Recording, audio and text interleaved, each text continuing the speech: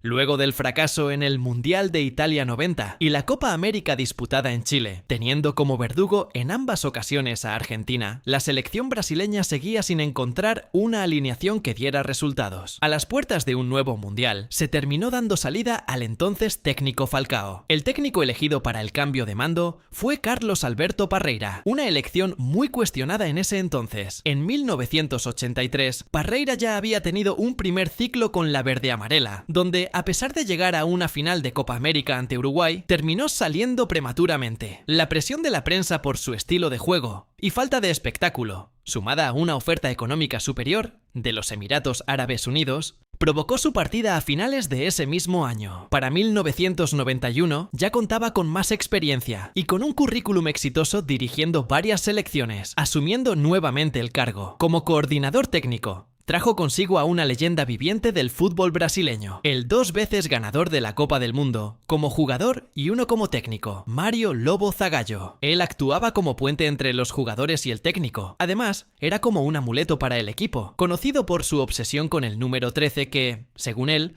traía buena suerte. El entonces cuerpo técnico asumía, además de la responsabilidad del equipo, una presión histórica. Brasil llevaba más de 2 décadas sin alzar la Copa del Mundo, y los malos resultados acrecentaban el malestar colectivo. Brasil tenía grandes jugadores, pero los destacados eran, sin duda, el delantero del Vasco da Gama, Bebeto, y el entonces jugador que dominaba el fútbol holandés a base de goles con el PSV, Romario. Los dos jugadores eran polos completamente opuestos. Por una parte, Bebeto, visto como el hombre profundamente religioso, respetuoso y disciplinado. Por el otro, Romario, visto como el irresponsable, amante de la noche y con una lengua ácida que no respetaba jerarquías. A Parreira, el estilo de vida de Romario le parecía incompatible con el fútbol profesional. En defensa de su ideología de rigor táctico y enfoque metódico, fue distanciando a su mejor jugador de su proyecto, sacrificando la máxima calidad ofensiva en aras de la estabilidad del vestuario y la credibilidad de su sistema. La gota que colmaría el vaso se daría en un amistoso de preparación previo a las eliminatorias frente a la selección alemana jugado en Porto Alegre. Allí, Brasil se impondría por 3-1 con goles de Luis Enrique, Bebeto y Jorginho, teniendo a Romario como un simple espectador desde el banco de suplentes. Esto no sentó nada bien al jugador, quien al terminar el encuentro declararía lo siguiente: no habría venido desde Europa si hubiera sabido que no iba a jugar. Estas palabras sirvieron en bandeja de plata a Parreira la decisión de exiliarlo del equipo, justificando su postura en la premisa de que el ego de un jugador, por muy talentoso que fuera, no debía desestabilizar la armonía del grupo. Parreira tachó a Romario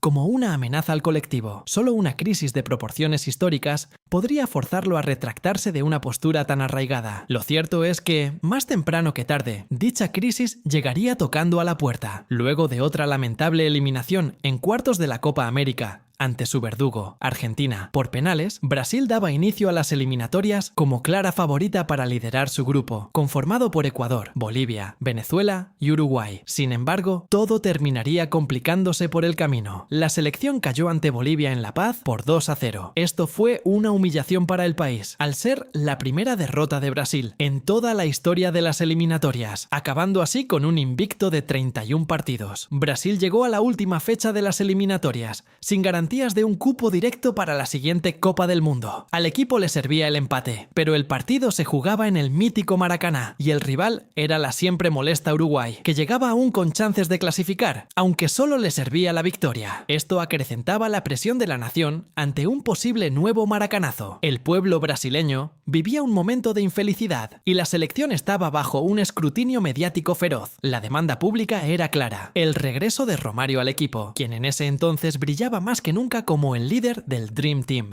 de Johan Cruyff. Parreira relató que, en las semanas previas al encuentro, el cuerpo técnico se mantuvo firme, con Zagallo incluso reacio a la idea de la convocatoria. El técnico, sin embargo, tras una profunda reflexión personal durante un viaje, entendió que el riesgo de no clasificar era superior a los riesgos de la indisciplina de Romario. El seleccionador reconoció que el ambiente y la presión que se vivirían en el Maracaná exigían una figura capaz de transformar el miedo en osadía. Detalló que tomó la determinación en solitario e inmediatamente comunicó la noticia a sus colaboradores con una frase contundente: estoy trayendo a Romario. Otro componente crítico en la gestión del regreso fue la actitud de los líderes del vestuario. A pesar de la rivalidad y antipatía que existía entre Romario y Bebeto, Parreira consultó a este último. Bebeto relató que apoyó inmediatamente la convocatoria, recordando la fluidez táctica que habían demostrado juntos en el pasado. Esta aprobación por parte de Bebeto y los demás jugadores no solo evitó la fricción interna en un momento crucial, sino que validó ante el grupo que el regreso de Romario era una necesidad técnica y no una victoria del ego individual sobre la estructura del equipo. El éxito de Brasil dependía de esta unión profesional, forjada en la urgencia y que trascendía cualquier disputa personal. Romario no solo aceptó la convocatoria, al llegar al hotel de concentración, lanzó una declaración que ya es parte de la mística brasileña: vengo para clasificar a Brasil. Llegó con un sentido de colaboración que mitigó de inmediato las preocupaciones sobre la desestabilización del vestuario. Y llegó el día, el 19 de septiembre de 1993. El Maracaná era una caldera y todos los ojos estaban puestos sobre él. El ambiente era eléctrico, con una rivalidad histórica que añadía más drama a la presión de una clasificación inminente. En su reaparición, Romario demostró de inmediato por qué había sido convocado. Apenas a los 8 minutos, tras un giro mágico, el delantero remató un potente balón que se estrelló en el travesaño. En otra jugada, es agarrado en el área. Para muchos es penal, pero el árbitro dice que no. Romario estaba en el centro de todas las acciones ofensivas. Su habilidad para regatear y pasar entre las defensas era evidente. El primer gol llegaría al minuto 72. El autor no podía ser otro. Era su noche y él lo sabía. La asistencia fue de Bebeto, demostrando la fluidez de la apodada dupla diabólica. El alivio era monumental. Brasil decía presente virtualmente, pero el partido aún continuaba, y al 83 se daría la cereza que faltaba al pastel. Pase profundo de Mauro Silva para Romario. Tras una aceleración increíble, queda mano a mano con el arquero Siboldi. Tras un amague y un cambio de dirección, hoy calificados como soberbios, Romario sentenciaba el partido, coronando su reaparición con la clasificación al Mundial. Luego del pitazo final, las 100.000 almas presentes estallaron en un solo grito: ¡Viva Romario! En un escenario casi mesiánico al salir del campo, consciente de su hazaña, Romario lanzó una declaración que encendió aún más a la hinchada: llegué a la selección como el salvador de la patria, y realmente la salvé. Sabía que este día llegaría. La prensa no escatimaría en elogios, apodándolo o salvador da patria. El técnico, que era duramente criticado y tratado de burro, pasó del infierno al cielo en 90 minutos. Luego de acabar el partido, el Maracaná le dedicaría gritos de incentivo, casi diciendo que este era el camino. El propio Parreira declararía: si jugamos como hoy, Brasil es candidato al título, cambiando automáticamente el chip del equipo, olvidando los malos resultados y trazando la Copa del Mundo como su próximo objetivo. Tras la clasificación, la selección brasileña disputaría una serie de amistosos para ajustar su sistema antes del debut mundialista. Tuvieron su primer desafío en marzo de 1994, ante su últimamente mayor pesadilla, Argentina. Allí terminaron ganando 2-0 con un doblete de Bebeto, un partido clave para activar anímicamente a jugadores e hinchas. El 20 de abril viajarían a Francia para un amistoso contra un combinado de jugadores del PSG y el Burdeos. El encuentro terminó en un aburrido 0-0, pero es recordado por ser el día en que Ayrton Senna dio el puntapié inicial y cenó con el equipo. Senna dio un discurso sobre unidad y patriotismo, resaltando que el pueblo brasileño necesitaba esa alegría. Allí se dice que hubo una promesa mutua, Senna prometiendo ganar su cuarto título mundial y la selección el tetra. Lamentablemente, Senna dejaría este mundo 11 días después en el Gran Premio de San Marino. Sin embargo, los jugadores lo llevaron como figura de motivación desde ese momento, encaminándose con determinación a cumplir su promesa. Tan solo unos días después, se daría otra situación que sacudiría al país. Un 2 de mayo, apenas un mes y medio antes del Mundial, Edevair de Souza Faria, padre de Romario, era secuestrado al salir de su bar, el Garota do Quitungo, por hombres armados en la zona de Río de Janeiro. Romario no lo pensó un segundo y regresó a Brasil para seguir el caso. En un momento de desesperación, declaró ante la prensa que no jugaría el Mundial de Estados Unidos si su padre no aparecía sano y salvo, alarmando a todo el pueblo brasileño. Los captores solicitaron $7 millones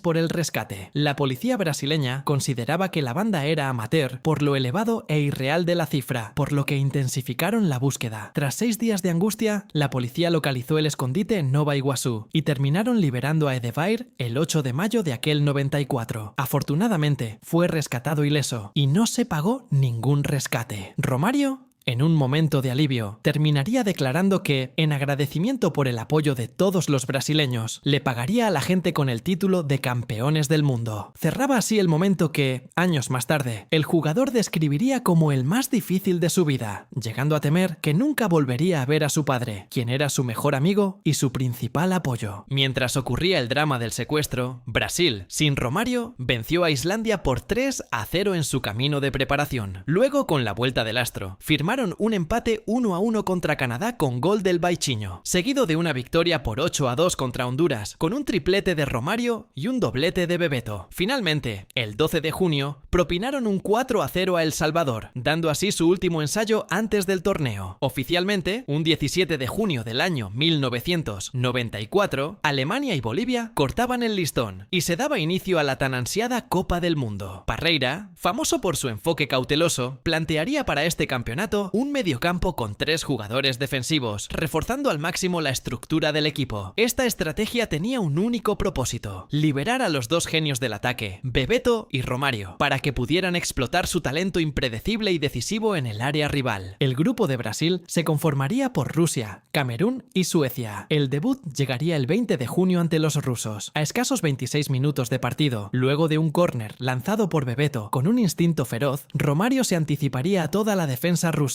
poniendo a Brasil por delante y rompiendo el hielo para la canariña. Ya en el segundo tiempo, Romario es derribado en el área tras un arranque explosivo y el árbitro marca penal. El encargado de convertirlo en gol sería Rai, quien con una gran calma acariciaría el balón al lado izquierdo del portero. Este se lanzaría al lado opuesto, sentenciando el encuentro y cumpliendo así con la primera prueba rumbo al objetivo. El siguiente partido sería ante la selección de Camerún. Tras un pase filtrado de Dunga, Romario entraría con el balón al área. A pesar de ser hostigado por 2 defensas y de la salida del arquero, no pudieron impedir que el gigante de 1 metro con 68 centímetros hiciera de las suyas, poniendo en ventaja a los suyos a los 39 minutos. En el segundo tiempo, a los 66 minutos, Marcio Santos ampliaría la cuenta con un martillazo a la portería rival, tras un centro preciso de Jorginho al corazón del área. Al 73, luego de una disputa de Romario, la pelota quedaría suelta. Merodeando el área, Bebeto reaccionaría más rápido que nadie, sellando con esta goleada la clasificación a la siguiente fase. No obstante, aún debían disputarse el primer lugar contra Suecia. Sorpresivamente, tras un golazo de Kenneth Anderson, los suecos se pondrían arriba, siendo este el primer gol concedido por la canariña en el torneo. Pero Romario no quería que esto terminara así. Recién iniciado el segundo tiempo, la mandó a guardar, sorprendiendo a los suecos, sellando el empate definitivo y asegurando el paso como primeros de grupo. En la cita por los octavos de final, se cruzarían ante la anfitriona, Estados Unidos, que festejaba el día de su independencia y soñaba con hacer historia. El partido se complicaría para la canariña luego de la expulsión de Leonardo, tras un violento codazo al jugador estadounidense Tab Ramos, mientras ambos disputaban un balón cerca de la línea de banda. El impacto fue tan severo que le provocó a Ramos una fractura de cráneo, por la cual tuvo que ser hospitalizado durante una semana. Debido a la gravedad de la acción, la FIFA sancionó a Leonardo con 4 partidos de suspensión, lo que le impidió volver a jugar en lo que restaba del Mundial. Pese a jugar con uno menos, Brasil era el equipo que proponía el juego, con Estados Unidos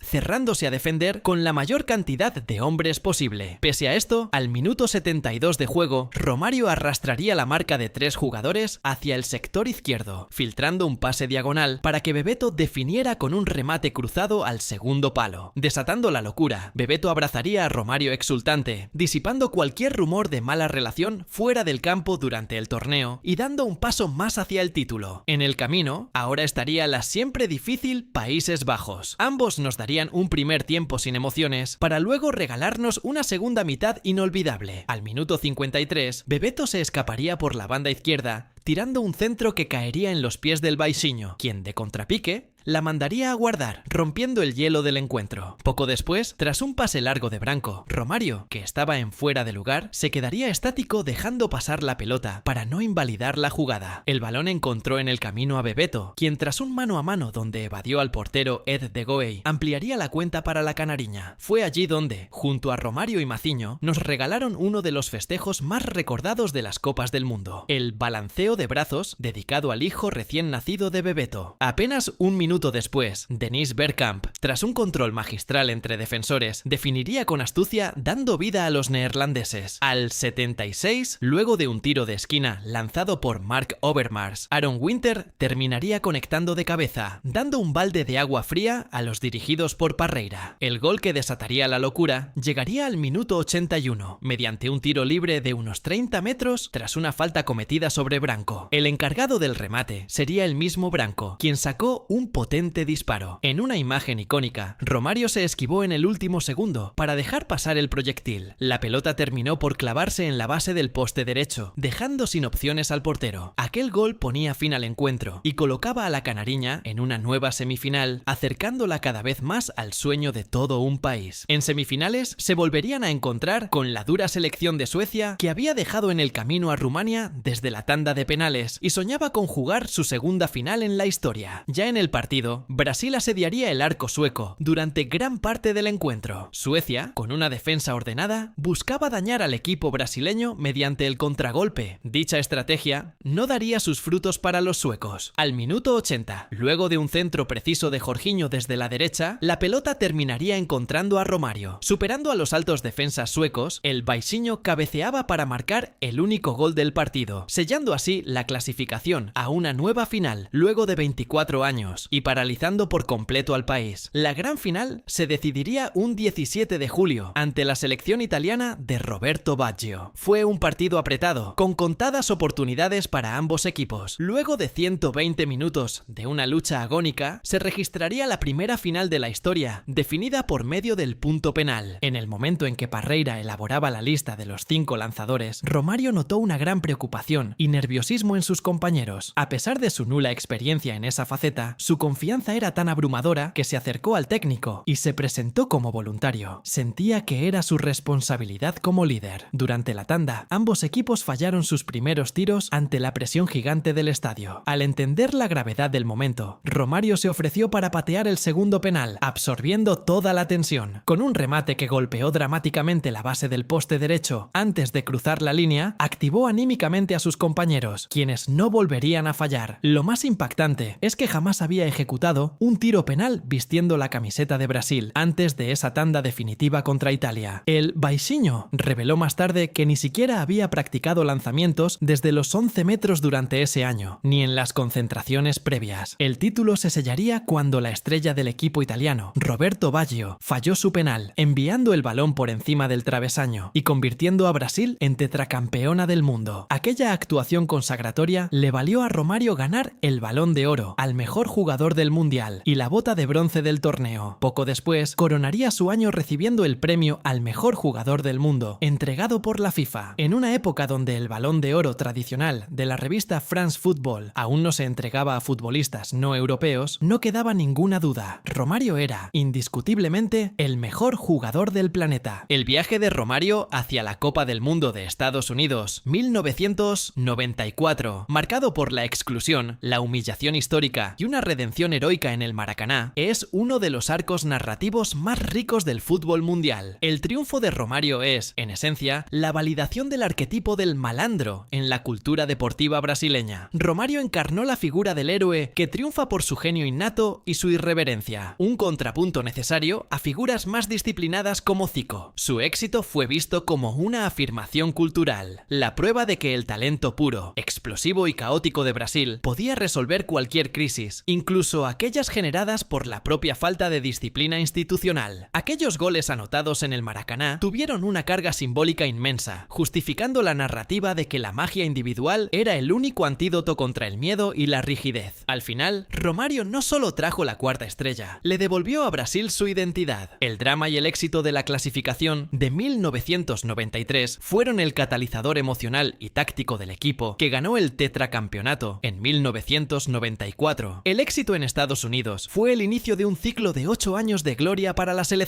Tras la victoria, Romário capturó el sentimiento nacional con una frase que resumió su gesta: hemos hecho que una nación oprimida se extasie. La historia de Romário rumbo al Mundial de 1994 es, en última instancia, la historia de cómo Brasil se salvó a sí mismo del fracaso más profundo, obligando a su sistema a abrazar, bajo extrema necesidad, a su genio más potente y caótico. Y esta fue la historia de cuando Romário salvó a Brasil.